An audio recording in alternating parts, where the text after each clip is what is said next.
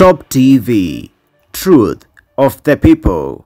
I want to throw the first question to you, and of course you answered one even in your introduction. I was going to ask for you to highlight how radiation is used in diagnostics, but I will not go into that because you already told us about radiotherapy and medical application. But I want to ask, what kind of skills and knowledge is needed for medical applications? And what is the duration of this training, and are they available locally?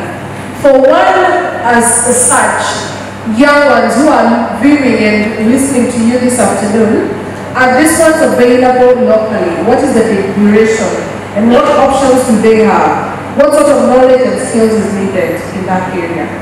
Briefly, very briefly, Dr. Ari, thank you. And most of these people who are talking to you here are telling you that they've studied locally.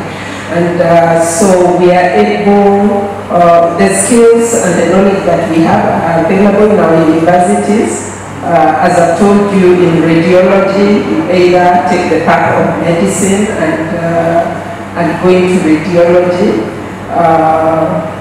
Right now, we didn't have PET CT scan, and people needed to go abroad for the test, or even for, we didn't have the expertise, but right now the expertise is around locally. So most of the skills we have locally, and you are able to go into that path. It takes a specialty to go into to read like the CT scans, as you say, the MRI, to do interventional radiology techniques. So there are several subspecialties in radiology, and most of those skills are available locally.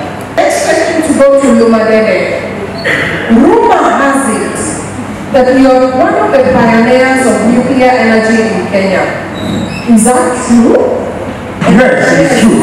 And yes, what has your experience been in this space? Actually, manpower was the biggest problem. There was a very little manpower. The only place we have is the Institute of Nuclear Science, but it didn't have very many graduates, and also the lecturers were few. So we now started helping this government and introducing them to other countries, and we have very many students now outside this country who are studying the nuclear science, especially I met one student who is doing thermonuclear heat transfer at Texas Agricultural and Mechanical University, where we also trained there for about 2 months about nuclear. So that is a very good university if you are interested. So we really have a problem with manpower. The only thing also we wanted is that the government should move quickly and install the program. And we have done the legal part, the regulator. Before you do a nuclear power plant, you must have the regulator, someone to regulate that. And we have the Kenya Nuclear Regulatory Authority, which was the former Radiation Protection Board. So we now have an authority which can regulate the nuclear power plant. So we are on the right track. It is now the Nuclear Power and Energy Agency to move very quickly and employ. We actually said that we should be dealing with training 1,000 Kenyans every year for a nuclear program to take place in Kenya. In areas field, legal, you train in legal, mechanical, chemistry, all these people, we need about 1,000 of you every year to train. Some of you will go into other fields, but another nucleus will need to continue the nuclear power program, because the nuclear power program, it is the people in that country who must do it.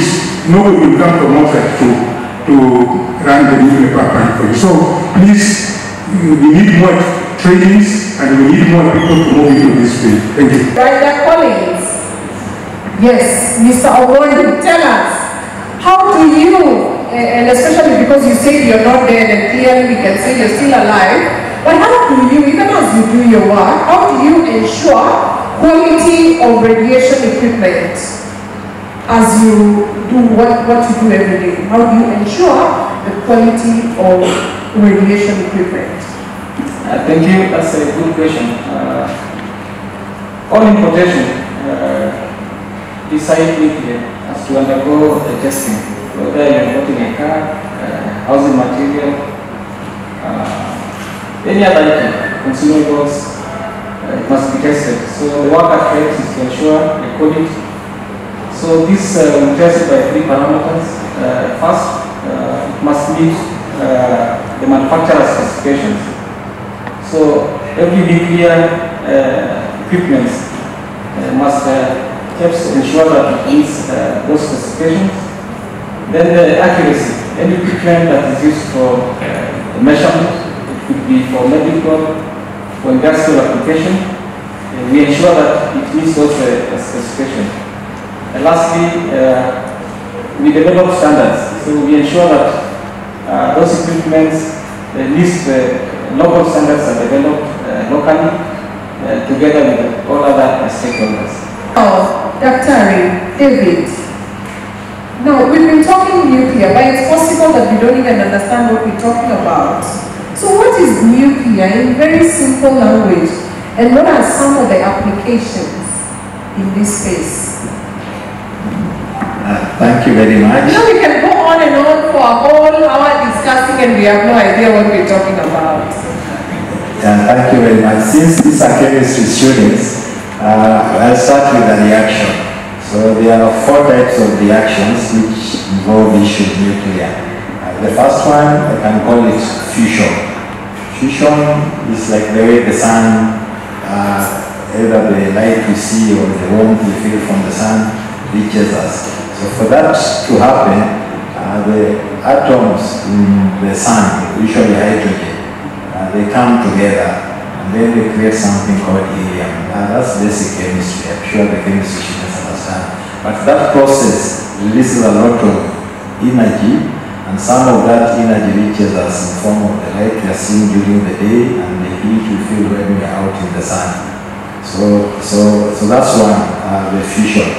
And then the one I used to inspect, the nuclear facilities I used to inspect, again another reaction, fission. Fission is when a heavy atom like uranium, for example, or thorium, it splits into 2 or more particles. So when that happens again, there is a release of energy. And actually,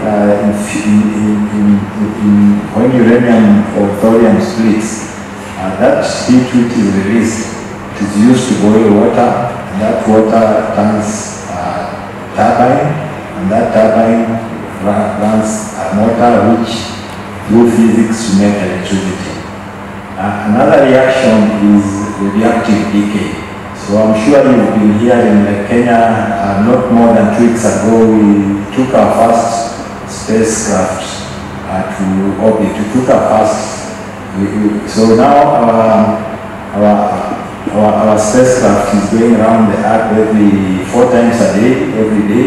So now to take it to orbit, it was rocket science, and now it is in orbit around the Earth taking pictures of Kenya. But now when we do space exploration, right now our spacecraft, our satellite relies on radiation from the sun it has like solar panels. Like I see there is something there.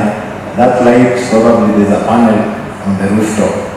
But now if something goes outside space, if you want to explore space outside our solar system, now you need to power it with a nuclear device, usually a plutonium source, which as it is decaying, it releases heat, and that heat you turn it into energy. Then the 4th and last reaction is transmutation. When I did nucleonics, so nuclear physics, it's mainly the neutron. But in an atom, I'm sure you know it has electrons. That's a lot of chemistry dealing with electron activities. Then we have the proton and the neutron. So when you add another proton or remove a proton from any element, you turn it into another element. So that's transmutation. So all those 4 reactions, they produce nuclear energy.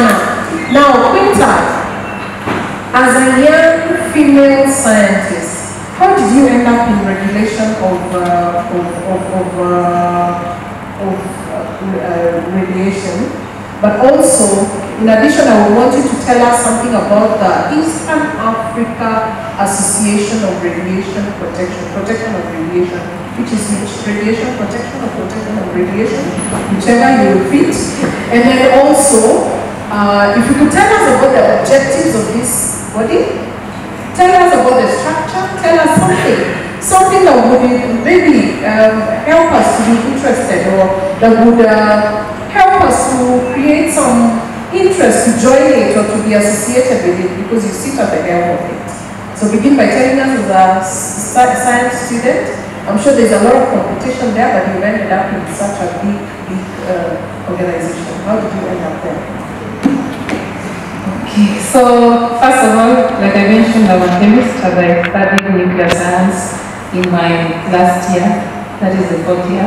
It's part of the units. So that's why I was introduced to nuclear science, and then further to nuclear science as a master's. So I would say that nuclear space is deep, and it's something very interesting, that if you have interest in science as a whole and wanting to know how things happen, you know, the scientists have a questioning attitude. Why? How does this happen? How does this do this? So that's how they be inquisitive about what happens and what makes things happen. So in all, I can say that if you do your best, like if you do what you do right, somebody will notice. Yeah, because how I got to the nuclear science, like I said, I was sponsored to do nuclear science by the Ministry of Energy. It's through Professor Lydia Njenga. You all know Professor Lydia Njenga is I don't know what position she holds now, but during my time she was our dean. So in the chemistry class, she identified 3 ladies who were fronted for the scholarship, and we were lucky to be sponsored. So like she has mentioned that I say how I got myself there, I won't say there's any miracle. Yes, about doing what you do right, and then somebody will notice. So I'll jump quickly to the Eastern Africa Association for Radiation Protection, which I have more interest in this forum. So I mentioned before, this is an association where we bring together professionals, students, experts, lecturers, we have researchers, and we have people who, like one of us introduced herself as a marketer.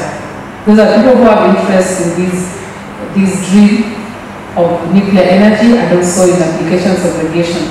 Most of the panelists have explained the applications of radiation and the nuclear energy, nuclear applications in different fields. Agriculture, we have the industry, we have the medical, and even the academia. So this association introduces you, or rather exposes you to opportunities in nuclear or in radiation matters. So this is where you're going to meet the experts in various fields that you can relate with and also you can interact with. So in our association, we also interact with international bodies in terms of offering trainings and webinars in this matter, the short webinars that we have, the virtual. So in this case, you are able to interact and ask questions to those people in in Korea and also in other areas of other countries. So we interface with so many people, professionals from various countries who can be of help.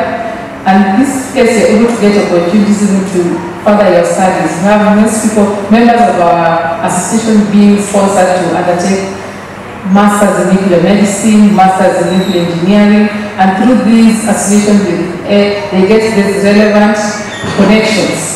So I would say that what might interest our students to join us and what I've seen beneficial is the networking that we have as an association and even the eye-opening of the opportunities that are out there. Like I was sharing with my lecturer, Dr. Anjoy, that these things are here and there. The opportunities to be trained, the opportunities to work outside of to pursue a given field is there, but you really need someone to tell you. So if you find a place where you're able to interact with people who know somebody, who knows someone, or who know an institution that offers this, Dr. Otoma here is a very good resource for connections. Not connections in terms of jobs, but exposure.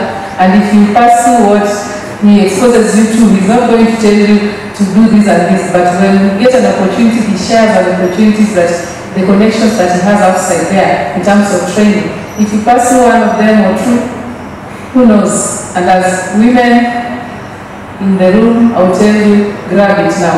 This is the time. Yeah, grab it now. Opportunities are there for women. And we normally crack a joke in my organization that if you make an application for a training or anything that goes nuclear and you did the application with a woman, you're unlucky. Because the woman will have it. Thank you.